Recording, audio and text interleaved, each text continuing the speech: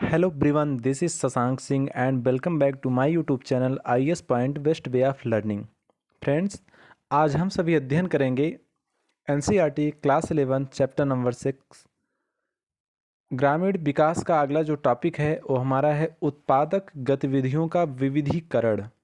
जैसा कि कल हम लोगों ने पढ़ा था विपणन के बारे में, विपणन क्या होता है और साख क्या होती है, इसके दोनों पिछली वाली वीडियो में हमने बता चुका है।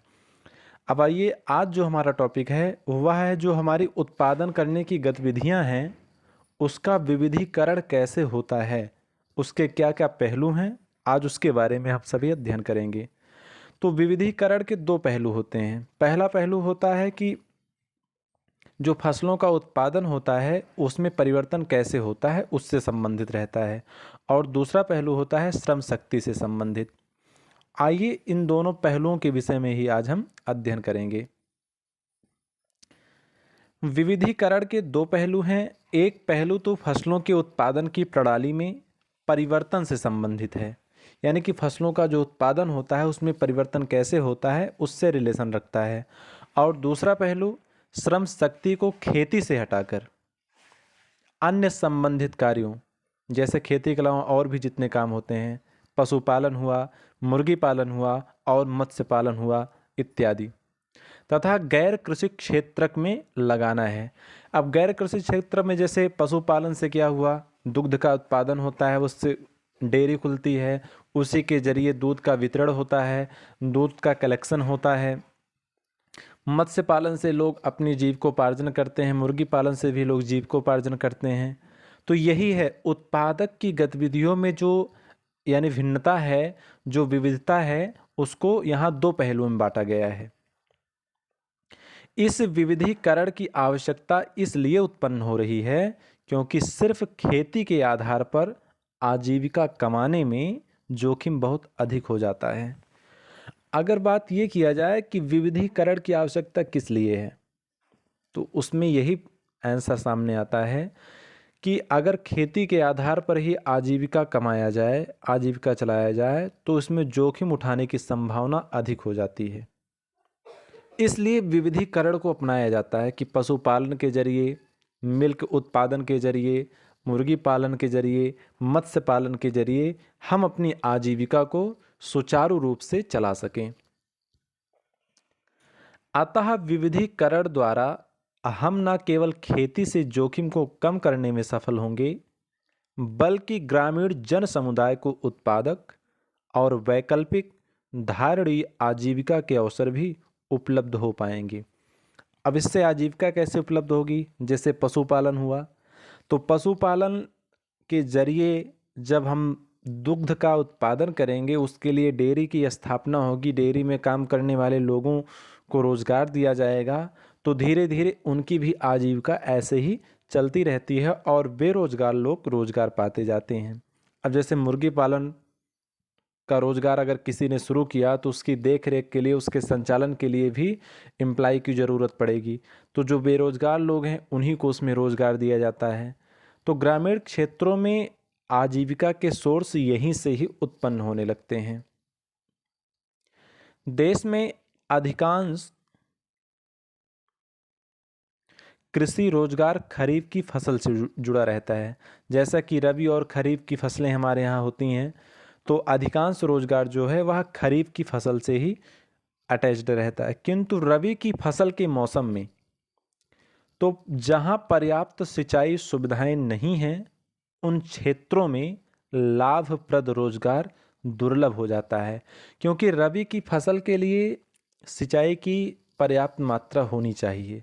अगर सिंचाई पर्याप्त मात्रा में नहीं उपलब्ध हो पाती है तो वहाँ के लिए एम्प्लॉयमेंट अवेलेबल कराना एक डिफ़िकल्ट वर्क हो जाता है।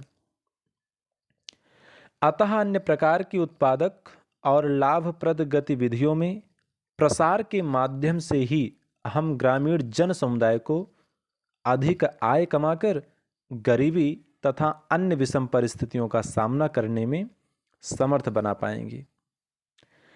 अतः जरूरत संबंध गतिविधियों, गैर कृषि रोजगार तथा नए वैकल्पिक आजीविका स्रोतों के विकास पर ध्यान देने की आवश्यकता है।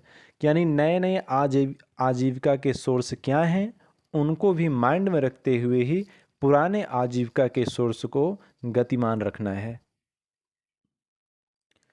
वैसे अब ग्रामीण क्षेत्रों में अनेक धारणीय आजीविका विकल्पों का विकास हो रहा है। कृषि क्षेत्र पर तो पहले से ही बहुत बोझ है, अतः बढ़ती हुई श्रम शक्ति के लिए अन्य गैर कृषि कार्यों में वैकल्पिक रोजगार के अवसरों की आवश्यकता है। कृषि के अलावा भी श्रम शक्ति का और कहाँ, किस रूप में, कैसे उपयोग किया जाए, इसके लिए वैकल्पिक यानी कि एक विकल्प के रूप में हमको रोजगार के अवसर को रख करके ही चलना है। अब जैसे इस चार्ट में दिखाया गया है कि भारत में पशुधन का संगठन 1997 का ये रेशियो दिखा रहे हैं कि मुर्गी पालन उस समय 42% लोग करते थे, अन्य 11% लोग लगे थे।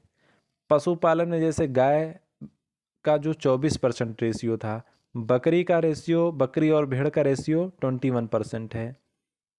तो ऐसे ही एक पशुओं द्वारा जो आजीविका के सोर्स को उत्पन्न किया गया, उसका विभाजन ऐसे ही किया गया था।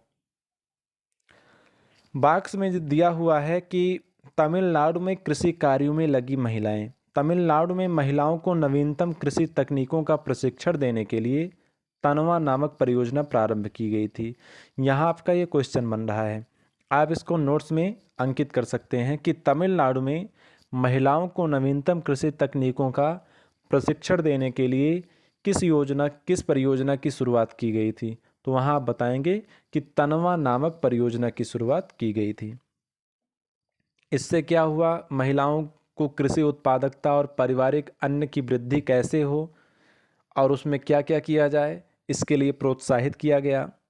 मशरूम की खेती कैसे हो, साबुन तथा गुड़िया आदि बनाने, अनेक प्रकार के कार्य, आय बढ़ाने वाले कार्यों को प्रोत्साहित किया गया इसके जरिए।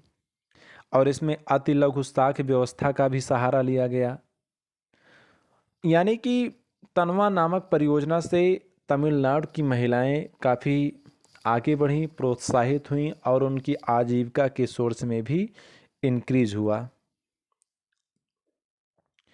तो अगर देखा जाए तो कृषि प्रसंस्करण उद्योग जो है, यह क्या काम करता था कि जो भी कृषि से संबंधित परियोजनाएं लागू होती थीं, उनका क्रियान्वयन कैसे हो रहा है, इन सब की वह देखरेख और सबका मैनेजमेंट इन्हीं के हाथ में रहता था। गतिशील उपघटकों में कृषि प्रसंस्करण उद्योग, खाद्य प्रसंस्करण उद्योग, चर्म उद्योग तथा पर्यटन आदि सम्मिलित है। चमड़े की बहुत लोग चमड़े का व्यापार करते हैं, उससे भी उनकी आजीविका चलती है। कुछ ऐसे क्षेत्र भी हैं जिनमें संभावनाएं तो विद्यमान हैं, पर जिनके लिए संरचनात्मक सुविधाएं तथा अन्य सहायक कार्यों का नितांत अभाव है। इस वर्ग में हम परंपरागत गृह उद्योगों को रख सकते हैं, जैसे मिट्टी के बर्तन बनाना, शिल्प कलाएं, हथकरघा आदि।